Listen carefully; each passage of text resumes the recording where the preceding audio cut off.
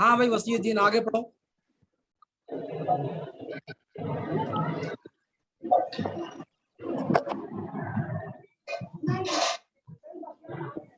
وسیع الدین جی سر. آگے پڑھو.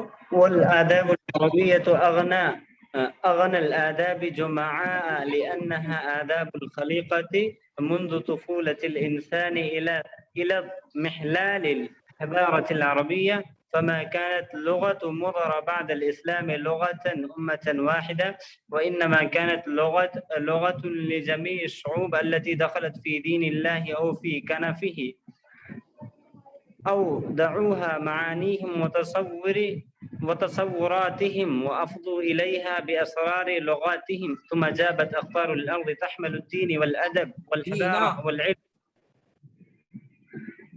تحمل الدين والأدب والحضارة والعلم، فصارت كل لغة نازلتها ووسعت علوم الأولين وآداب الأقدمين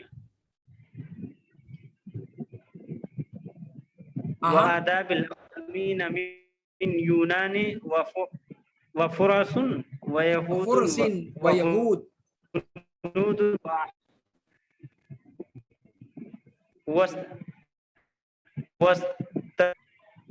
واستمسكت على عرق الخطوب تلك القرون الطويلة فشهدت مسارع اللغات حولها وهي رہنے دو. تو پہلے پیراگراف میں احمد حسن زیات رحمہ اللہ نے ادب کی تعریف کی عمومی طور پر، یعنی یہ تعریف انٹرنیشنل تعریف ہے، کسی بھی زبان کے تعلق سے یہ تعریف صادق آتی ہے. ٹھیک ہے مشائخ، ایک عام تعریف ہے اور ایک خاص تعریف ہے. ٹھیک ہے، میں نے بتایا آپ سے کہ خاص تعریف یا عام تعریف جو بعد میں کی ہے، اسی کو سامنے رکھ کر کارل بروکلمان نے تاریخ الادب العربی جو لکھی اس کے اندر اسی عام مفہوم کو سامنے رکھا ہے. اسی لیے انہوں نے مخطوطات کا جو تذکرہ کیا ہے وہ مختلف علوم و فنون پر مشتمل مخطوطات ہیں، جو صرف ادب کے تنگ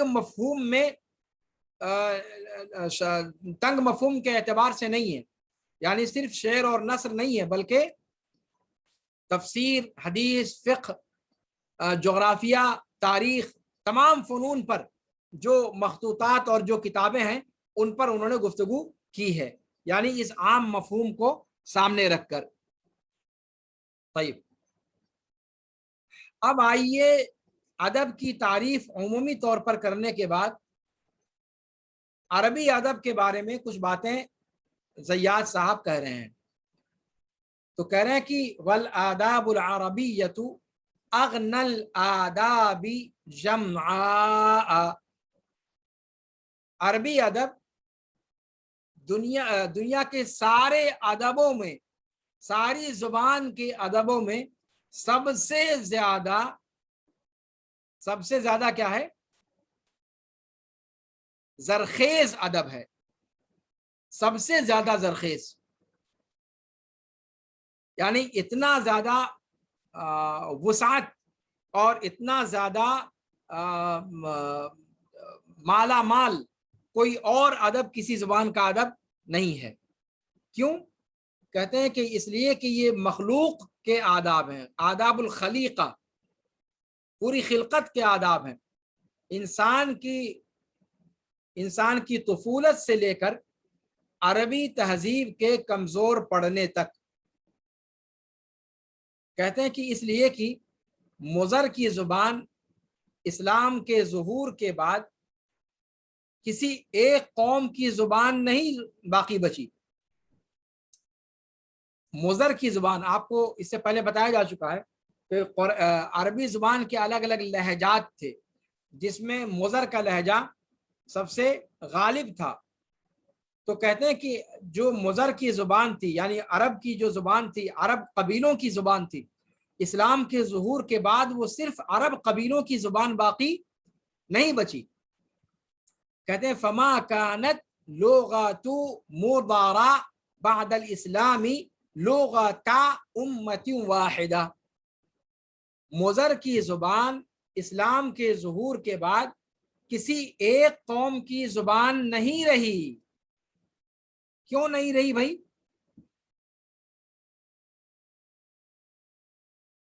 بتاؤ گے؟ وصی الدین، اس جملے کا کیا مطلب ہوا؟ ایک مرتبہ پھر سے. مضر کی زبان اسلام کے ظہور کے بعد کسی ایک قوم کی زبان نہیں رہی. کیونکہ شیخ یہ جو زبان تھی وہ کیا کہتے ہیں، اسی زبان میں قرآن اور حدیث جس کی ضرورت قرآن اور حدیث اتر آئے، اور قرآن و حدیث جس کا کی اس میں ضرورت نزول ہر مسلمان کو ہے. جہاں جہاں جب تک مسلمانوں ہم کی فتوحات کا دائرہ بڑھتا گیا ان تمام جی جگہوں پر قرآن بھی گیا اور حدیث بھی گئے. جی تو اب ان تمام لوگوں نے قرآن و حدیث کی زبان کو سیکھنا ضروری سمجھا. تو اب وہ زبان عرب قوم کی زبان نہ رہ کر انٹرنیشنل زبان بن گئی. اسلام کے ظہور کے بعد عرب کی زبان جو ایک خاص قوم کی زبان تھی، عرب کے باشندوں کی زبان تھی، وہ عرب کے باشندوں کی زبان نہ رہ کر پوری عالمی زبان بن گئی. کیا بن گئی؟ کہتے ہیں وَإِنَّمَا كَانَتْ لُغَةً لِجَمِيعِ الشُّعُوبِ الَّتِي دَخَلَتْ فِي دِينِ اللَّهِ أَوْ فِي كَنَفِهِ، بلکہ ان تمام اقوام کی زبان بن گئی جو اللہ کے دین میں داخل ہو کر مسلمان ہو گئے یا پھر اسلام میں داخل نہ ہوئے لیکن اسلام کے سائے میں، اسلام کے پہلو میں رہنا گوارا کیا، یعنی بطور ذمی. ذمی تو جانتے ہیں آپ لوگ، جی شیخ.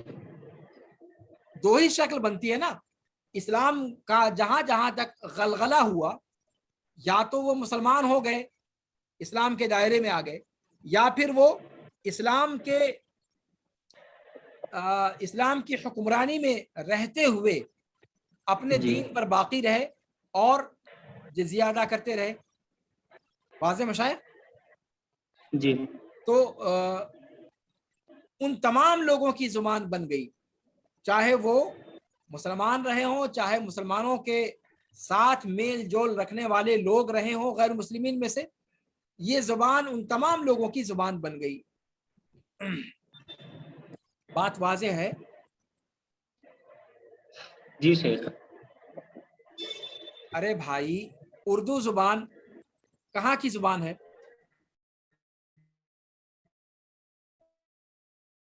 اردو زبان کہاں کی زبان ہے؟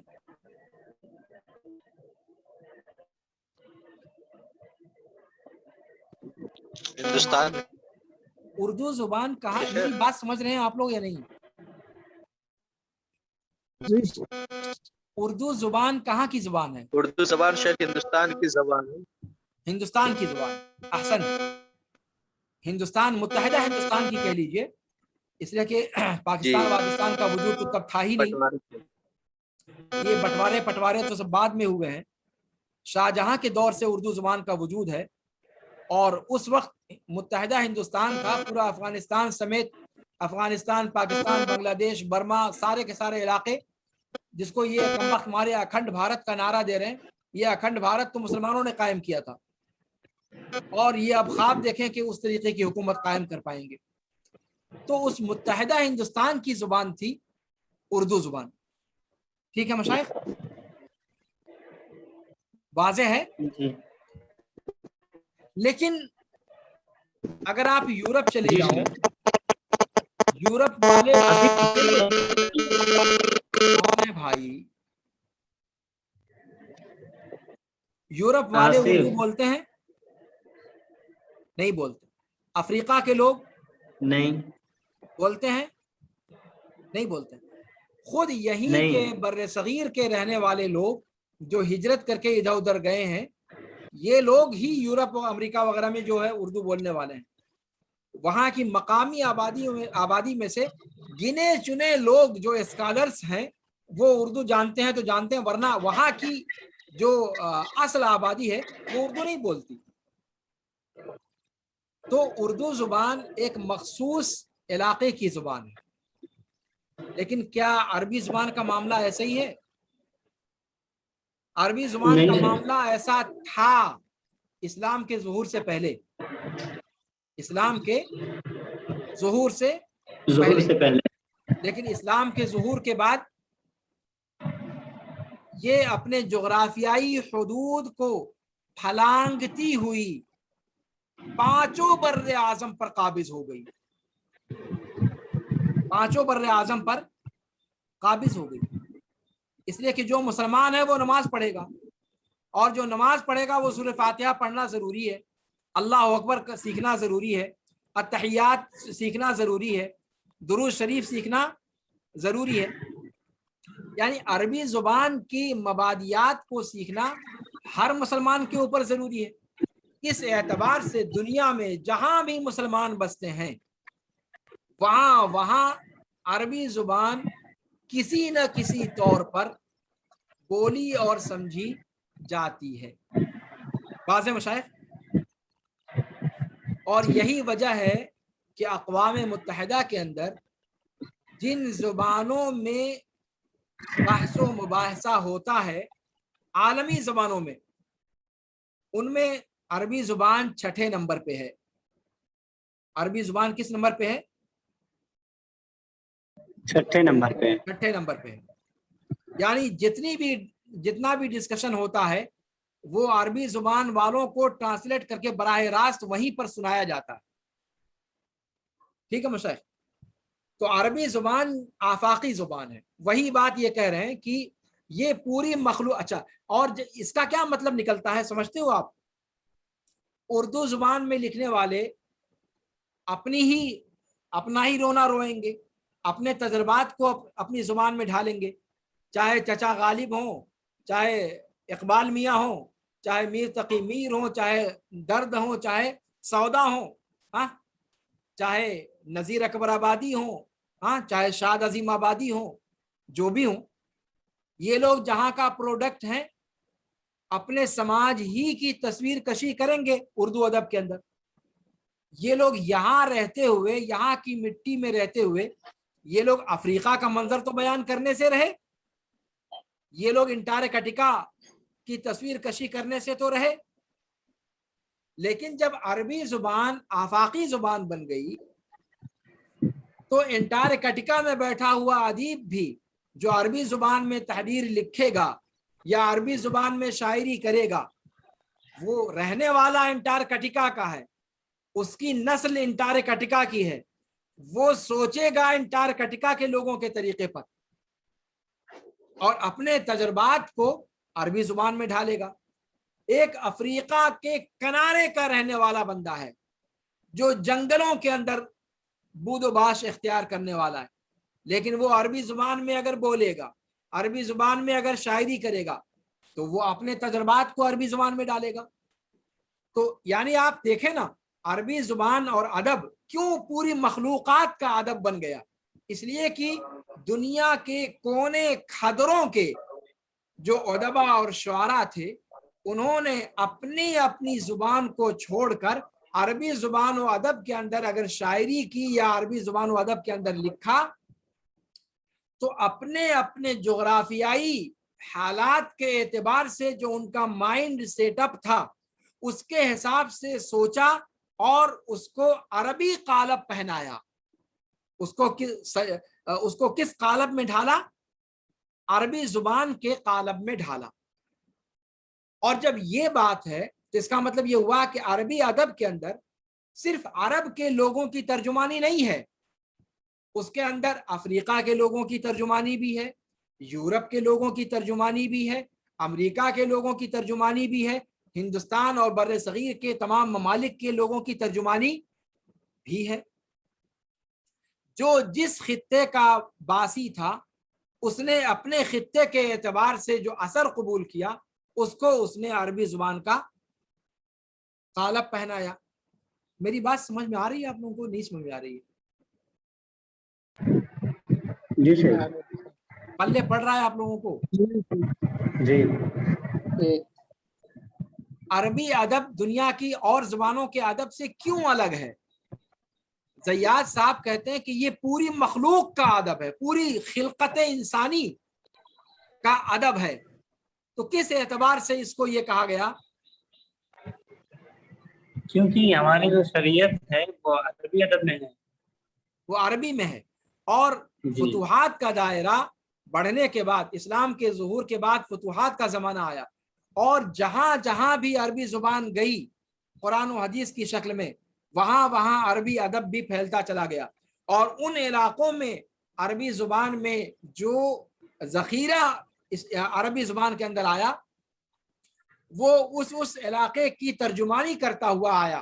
اس اعتبار سے عربی زبان صرف جزیرے عرب کی ترجمانی نہیں کرتی، جیسے اردو زبان بر صغیر کے سماج کی ترجمانی کرتی ہے، یا انگریزی یورپ کے سماج کی ترجمانی کرتی ہے، عربی زبان ایسی نہیں ہے۔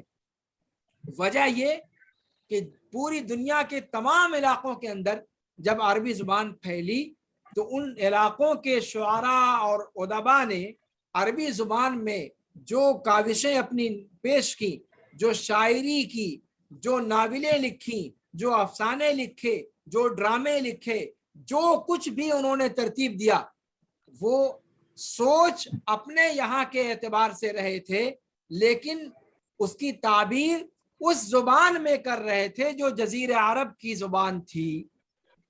اس اعتبار سے جزیرہ عرب کی زبان جزیرہ عرب کی نہ رہ کر وہ انٹرنیشنل، یعنی دنیا کے تمام اقوام کے جذبات کی ترجمانی کرنے والی زبان بن گئی۔ بات سمجھ میں آئی؟ جی ارے بات سمجھ میں آئی؟ آپ لوگ میرے ساتھ ہیں؟ جی تین لوگ ساتھ میں سے، ہاں وسیع الدین کہہ رہا ہوں شیخ تین لوگ ہیں، تینوں لوگ ساتھ میں ہیں۔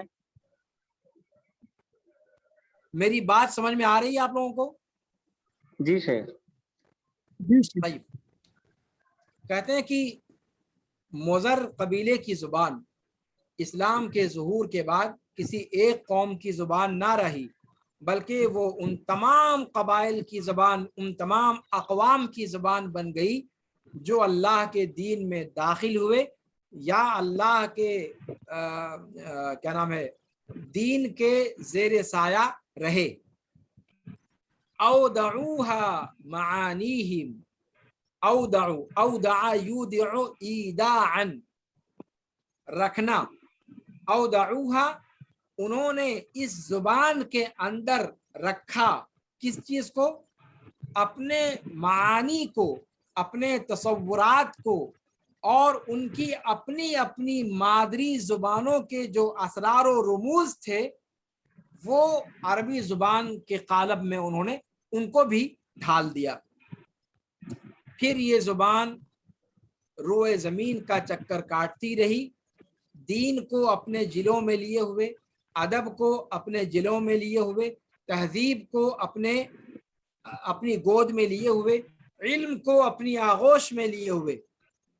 فصرعت کل لغت نازلتها، اور جو زبانیں اس کی ٹکر میں آئیں ان تمام زبانوں کو پچھاڑ دیا۔ سرعت، سرع یسرع، پچھاڑ دینا۔ تو اس عربی زبان نے ان تمام زبانوں کو پچھاڑ دیا جو اس کے مقابلے پر آئیں۔ وَوَسِعَتْ عُلُومَ الْأَوَّلِينَ وَآدَابَ الْأَقْدَمِينَ۔ ترجمہ سمجھ میں آ رہا ہے؟ کوئی لفظ سمجھ میں نہ آیا ہو تو پوچھ لو۔ نازل ینازل منازلتاً، جنگ و جدال پر آنا، مقابلہ کرنا۔ تو کہا کہ ہر زبان کو پچھاڑ دیا، ہر اس زبان کو جس نے اس سے مقابلہ آرائی کی۔ وَوَسِعَتْ عُلُومَ الْأَوَّلِينَ وَآدَابَ الْأَقْدَمِينَ، اور پہلے لوگوں کے علوم کو شامل رہی اور پہلے لوگوں کے آداب کو اس نے اپنے اندر سمو لیا، چاہے وہ پہلے کی قومیں یونان سے متعلق ہوں یا فرس ہوں۔ فرس یہ فرس نہیں ہے، فرس کا معنی گھوڑا، اور فرس یہ اہل فارس مراد ہیں۔ اس سے مراد کون ہے؟ اسلام سے پہلے جو قدیم تہذیبیں شمار کی جاتی تھی وہ کون کون سی تھی؟ اہل یونان کی، اہل فارس کی، اور یہود کی، اور ہندوستان کی، اور احباش کی۔ ہندوستان کی تہذیب بھی قدیم تہذیب ہے، آپ لوگ بھی جانتے ہو، بہت قدیم تہذیب ہے، اس کی ہزاروں سال پرانی تاریخ ہے۔ تو عربی زبان تمام پہلے لوگوں کے علوم کو شامل رہی، اور پہلے لوگوں کے آداب کو شامل رہی، خواہ وہ یونان کے ہوں یا فارس کے ہوں یا یہود ہوں یا اہل ہند ہوں یا احباش ہوں افریقہ کے۔ کہتے ہیں وَاسْتَمْسَكَتْ عَلَىٰ عَرْكِ الْخُطُوبِ تِلْكَ الْقُرُونِ الطَّوِيلَةِ، اور اس لمبی مدت میں، ان طویل صدیوں میں برابر لڑائی میں وہ ڈٹی رہی۔ فشہدت مصارع اللغات حولها، اپنے سامنے دنیا کی دوسری زبانوں کے ختم ہونے کو دیکھتی رہی، اور خود سر اٹھائے مضبوط پوزیشن میں لگاتار اپنے ادب کو وسیع کرتی رہی، مختلف اقوام کے نتیجہ فکر کو اور ان کے افکار کو کی وارث بنتی رہی، ہر ادب سے اور ہر تہذیب سے۔ کہتے ہیں فکانت لغات الامم علی اختلافها کالجداول والانہار، دنیا کی ساری زبانیں اپنے اختلاف کے باوجود وہ نہروں کی طرح سے ہیں اور جداول کی شکل میں ہیں۔ جداول یہ بلاغہ کے اندر بھی یہ لفظ آیا تھا، آپ لوگوں سے بتایا تھا میں نے کہ کھیتوں کو سیراب کرنے کے لیے جو پتلے پتلے نالے بنائے جاتے ہیں ان کو جدول کہا جاتا ہے، اسی کی جمع جداول۔ تو کہا کہ دنیا کی ساری زبانیں اپنے اختلاف کے باوجود وہ نہروں اور نالوں کی طرح سے ہیں، جو ملتے ہیں، پھر الگ ہوتے ہیں، پھر جمع ہوتے ہیں، اور پھر سب کے سب مل کر ایک سمندر میں آ گرتے ہیں، اور وہ سمندر کون سا ہے؟ عربی زبان کا ہے۔ یعنی عربی زبان پوری دنیا کی زبانوں کے بالمقابل ایک سمندر کا درجہ رکھتی ہے، اور بقیہ زبانیں دنیا کی جتنی بھی ہیں وہ نہروں اور نالوں کی شکل میں اس کے مقابلے میں ہیں، جو آ کر کبھی ملتی ہیں، کبھی جدا ہوتی ہیں، کبھی اکٹھا ہوتی ہیں، اور آخر میں سب کی سب جا کر کے کہاں گرتی ہیں؟ عربی زبان پر۔ ہاں، سمندر میں جا کر کے، جیسے سارے ندی نالوں کا معاملہ ہوتا ہے، آخر میں جاتے کہاں پر ہیں؟ وہ سمندر میں جا کر کے مل جاتے ہیں، اپنا وجود کھو بیٹھتے ہیں۔ یہی معاملہ عربی زبان کا ہے۔ دنیا کی ساری زبانوں سے ان کی اچھائیوں کو کشید کر کے یہ اپنے ادب کو زرخیز بناتی ہے، اور یہی وجہ ہے کہ جس کی وجہ سے کہا کہ عربی ادب دنیا کی تمام زبانوں کے ادب میں سب سے زیادہ وسیع، سب سے زیادہ زرخیز اور سب سے زیادہ طویل ادب ہے۔ آپ اس سے متفق ہیں یا نہیں متفق ہیں؟ متفق مشایخ۔ ہاں مشایخ جی جی سر۔ تو عربی ادب کے تعلق سے یہ باتیں۔ اچھا، ایک چیز اور آپ نے محسوس کیا ہوگا،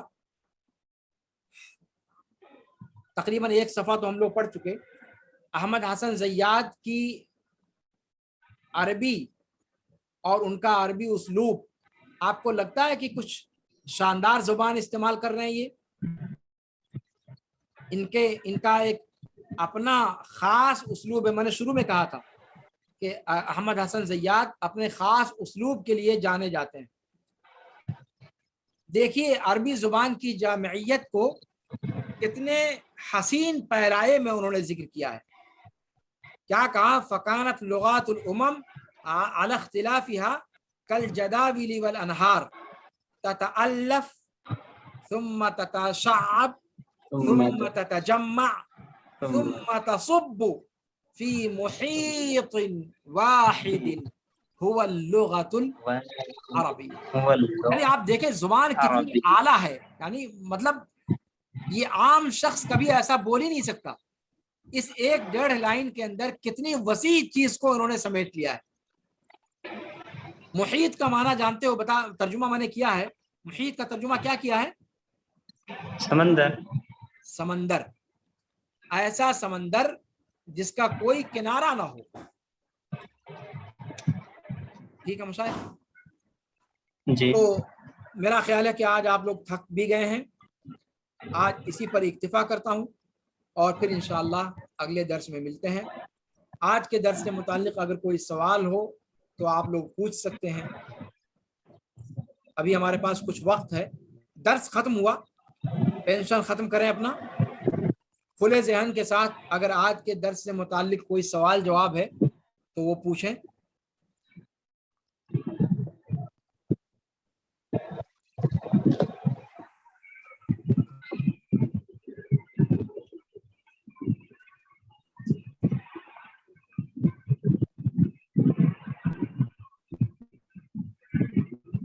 جی مشائخ. صحیح مرتبہ اسکرین شیئر ختم کر دیں آپ. اچھا اچھا.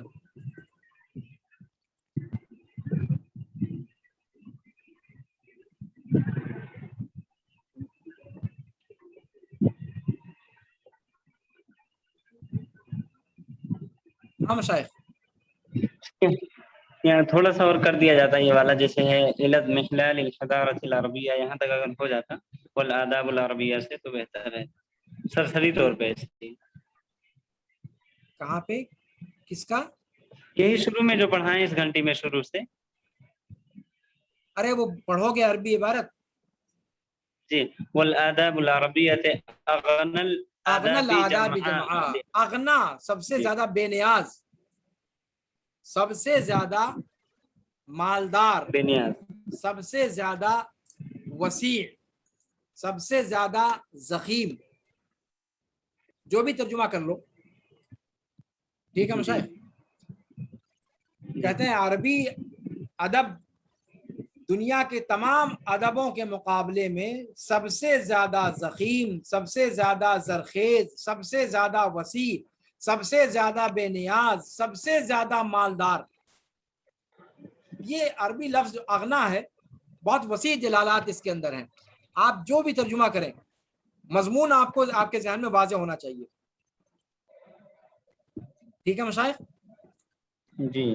یہ دعویٰ ہے ان کا کہ عربی ادب دنیا کے سارے ادب میں سب سے زیادہ زرخیز ہے، سب سے زیادہ اس کا دامن کشادہ ہے، سب سے زیادہ یہ وسیع ہے. یہ ایک دعویٰ ہوا. اور بعد کی باتیں لِأَنَّهَا سے جو شروع کیا ہے انہوں نے، وہ اس دعویٰ کی دلیل ہے، وہ اس دعویٰ کی دلیل ہے. اب احمد حسن زیاد صاحب نے کہا کہ بھئی عربی زبان اور ادب دنیا کا سب سے زیادہ کشادہ اور وسیع اور زرخیز ادب ہے. اب پڑھنے والے نے پوچھا بھیا کیوں؟ اس لیے کہ تمہاری زبان ہے. ہم بھی کہیں گے اردو زبان دنیا کی سب سے شیریں زبان ہے. اب دعویٰ ٹھوکنا ہے تو ہم بھی ٹھوکیں گے. تو دعویٰ بغیر دلیل کے تو نہیں مانا جاتا نا. یہ تو آپ لوگ بھی جانتے ہیں یا نہیں جانتے ہیں؟ جی بھائی جب کوئی دعویٰ کیا ہے تو دلیل تو دینی پڑے گی. تو لِأَنَّهَا سے اس کی دلیل انہوں نے پیش کی ہے. دلیل کیا ہے؟ کہ یہ تمام مخلوقات کا ادب ہے. انسان کی طفولت سے لے کر عربی تہذیب کے कमजोर पड़ने तक, इज़्मिहलाल, हाँ, उस पर ज़वाल आने तक। और फिर इसकी मजीद तशरीह की फा के जरिए, फा ला करके, फा तफसील के लिए लाया जाता है, उसकी मजीद तफसील बयान करते हुए कहा कि उसकी तफसील कुछ यूं है कि अरबी ज़ुबान जो अरब की ज़ुबान थी, मुज़र की ज़ुबान थी, इस्लाम के ज़ुहूर के बाद ये सिर्फ एक कौम थी। शेख हो गया बस यहीं तक, हाँ यहीं तक बस। ठीक है, उसकी जी, तफसील आगे वो जज़ाकल्लाह। बयान करते चले जा रहे हैं। बात से बात निकलती चली जा रही है। पहले उन्होंने दावा दिया, दावा पेश किया, फिर उसकी दलील दी, फिर उस दलील की तफसील दर तफसील करते चले जा रहे हैं। जब आप देखिए, इसीलिए मैं कहता हूं कि जुमलों का स्ट्रक्चर समझिए। स्ट्रक्चर जब समझ जाएंगे तो तर्जुमे में क्या है यार, आप लोग कोई मकतब के बच्चे तो हो नहीं कि आपको हर्फ बहर्फ तर्जुमा कराया जाए।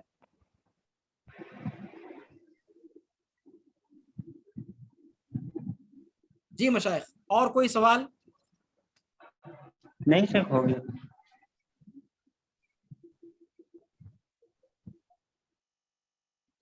तो फिर ठीक है, रखा जाए। जी हाँ अब्दुल रहमान, भूपेंद्र, कोई सवाल है? नहीं है शेख, अजीजुर रहमान, नहीं है शेख। आसिफ? नहीं है, आसिफ तो चला गया शेख। आसिफ नहीं है, चले ठीक है, चले ठीक है, फिर अगले दर्स में इंशाल्लाह मिलते हैं।